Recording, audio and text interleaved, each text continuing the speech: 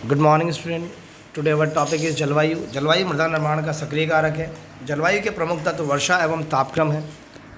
शुष्क और उपात्र क्षेत्रों की मृदाओं में उपस्थित जल का वाष्पन एवं वाष्पोत्सर्जन द्वारा उसका ह्रास होता है, यानी कि ड्राई जो इलाके हैं उनके अंदर आपका जो वाटर है वो वेपर में कन्वर्ट हो जाता है और वाष्पोत्सर्जन के द्वारा भी ह्रास होता है, जिसके फलस्वरूप खनिजों का अपक्षय होता है। आर्द्र क्षेत्रों में जहाँ ह्यूमिडिटी ज़्यादा होती है, मृदाओं में अपक्षय प्रक्रिया एवं पौधों की वृद्धि के लिए जल की उपलब्धता होती है, अच्छी होती है। अतः ऐसे क्षेत्रों में वर्षा की अधिकता एवं अपक्षय में वृद्धि के कारण मृत्तिका का निर्माण होता है। किसका निर्माण होता है? मृत्तिका का। मृदा निर्माण प्रक्रम तापक्रम द्वारा अत्यधिक प्रभावित होता है।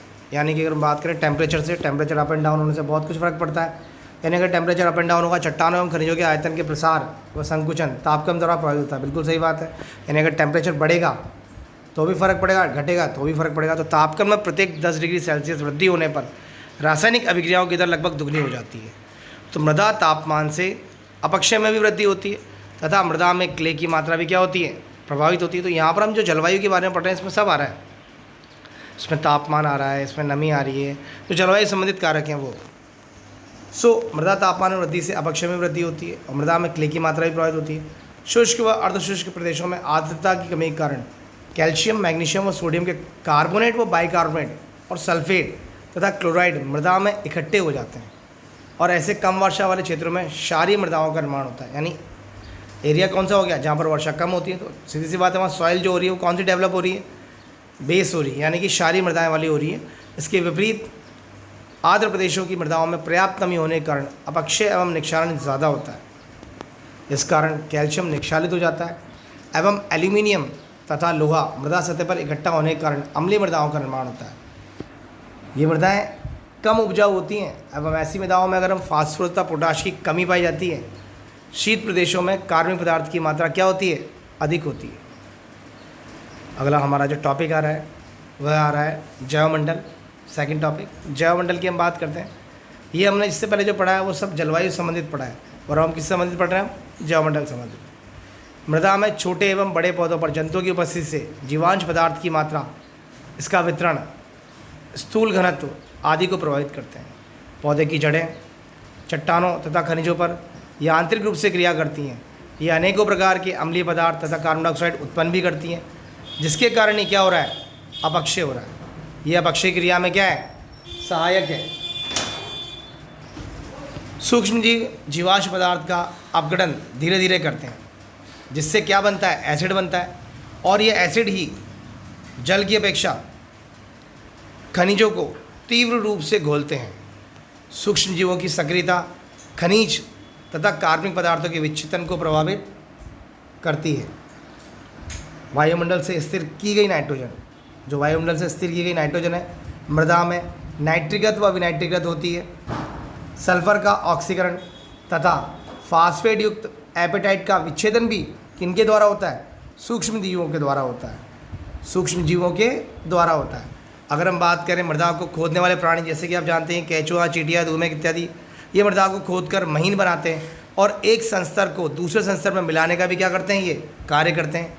मृदा निर्माण में मनुष्य भी एक कारक है, जो चट्टानों को विघटित करके चूर्ण के रूप में, चूरे के रूप में बदल देता है तथा इस प्रकार मृदा निर्माण में क्या करता है? सहयोग करता है। तो जैवमंडल के अंदर ये सब क्रियाएं होती हैं, जिसके कारण क्या हो रहा है? ये क्रियाएं ही मृदा निर्माण में सहायक होती है। अब हम बात करें पैतृक पदार्थ। पैतृक पदार्थ चट्टानों की प्रकृति, मृदा निर्माण में कणाकार, क्ले की मात्रा व प्रकृति व पोषक तत्व, सरंध्रता, रंग आदि को प्रभावित करते हैं। इन सभी को ये प्रभावित करते हैं पैतृक पदार्थ। निर्मित मृदा पैतृक पदार्थ पर निर्भर करती है। जो बनी हुई मृदा है वो किस पर डिपेंड करेगी? पैतृक पदार्थ पर।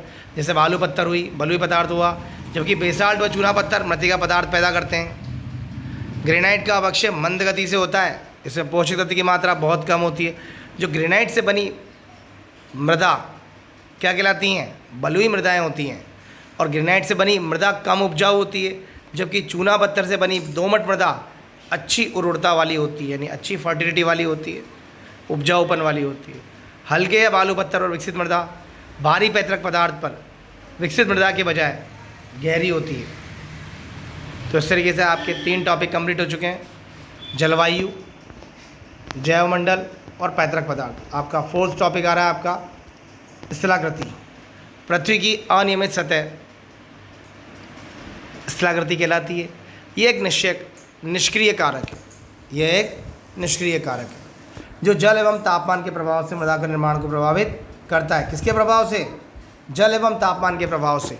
पहाड़ी क्षेत्रों में, एकदम ढलान वाले क्षेत्रों में जल के तीव्र गति के प्रवाह के कारण मृदा कम विकसित एवं गहरी होती है। पानी का प्रवाह तेज है। समतल स्थानों पर जल प्रवाह धीरे धीरे होता है एवं मृदा के अंदर रिसता रहता है। परिणामस्वरूप मृदा की गहराई युक्त होती है। रीज़न भी बता रहा है। स्थलाकृतिक दशाएं भूतल क्षरण को सीधे नियंत्रित करती हैं। क्षरण जितना अधिक होता है मृदा उतनी कम गहरी होती है एवं मृदा का विकास कम होता है। यदि वर्ष में कई महीनों तक क्षेत्र आर्द्र बना रहता है तो पीट व मक मृदाओं का निर्माण होता है। This depend on humidity. पीट मृदा में जीवांश पदार्थ को आंशिक विघटन के कारण आसानी से पहचाना जा सकता है, जबकि मक मृदा में जीवांश पदार्थ पूर्णतः अपघटित होता है एवं पौधों के अवशेषों को आसानी से पहचाना नहीं जा सकता। यदि आसपास मृदा से निचले स्थानों पर लवण संग्रह हो जाते हैं तो ऐसे स्थानों को लवणीय दलदली मृदा का निर्माण होता है। लास्ट आपका 5th पॉइंट है निष्क्रिय कारक है समय। समय मृदा निर्माण का एक निष्क्रिय कारक है। पूर्ण विकसित मृदा परिक्षेदिकाएँ होती हैं जिनका विकास मृदा निर्माण करने वाले विभिन्न कारकों द्वारा लंबे समय तक किए जाने वाली प्रक्रियाओं का परिणाम है। यानी जो समय लग रहा हो कैसा लग रहा है? लंबा लग रहा है। अविकसित मृदा धीरे धीरे समय के साथ पूर्ण विकसित हो जाती है। कहीं ना कहीं समय लग रहा है। मृदा परिक्षेदिका के संस्तरों को विकसित होने में भी क्या लगता है? समय लगता है। संस्तरों का विकास समय के साथ साथ जलवायु, पैतृक पदार्थ की प्रकृति, जीवमंडल तथा स्थलाकृति के पारस्परिक कारकों पर निर्भर करती है। अनुकूल दशाओं के अंतर्गत एक पूर्ण विकसित मृदा परिक्षेदिका के विकसित होने में 200 वर्ष लग सकते हैं। कितने वर्ष लगते हैं? 200 वर्ष। कम अनुकूल परिस्थितियों में इसको विकसित होने में हजारों वर्ष लगते हैं। मतलब अगर अनुकूल नहीं है परिस्थितियाँ तो कैसे लगेंगे? हज़ारों। ठीक है, इसी के साथ ये चैप्टर आपका कंप्लीट होता है। नेक्स्ट चैप्टर में आप कंटिन्यू करेंगे बच्चा। Thank you very much.